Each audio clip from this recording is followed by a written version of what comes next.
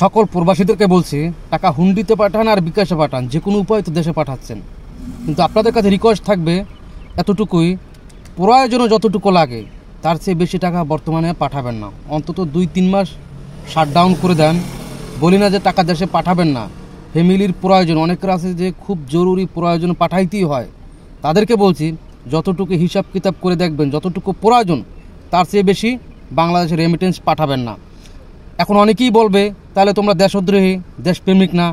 আমরা দেশপ্রেমিক কিনা সেটা কিন্তু জুলাই আন্দোলনে আমরা সেটা বুঝিয়ে দিছি। জুলাই আন্দোলন পরে আমরা বুঝিয়ে দিছি যে আমরা দেশপ্রেমিক কিনা।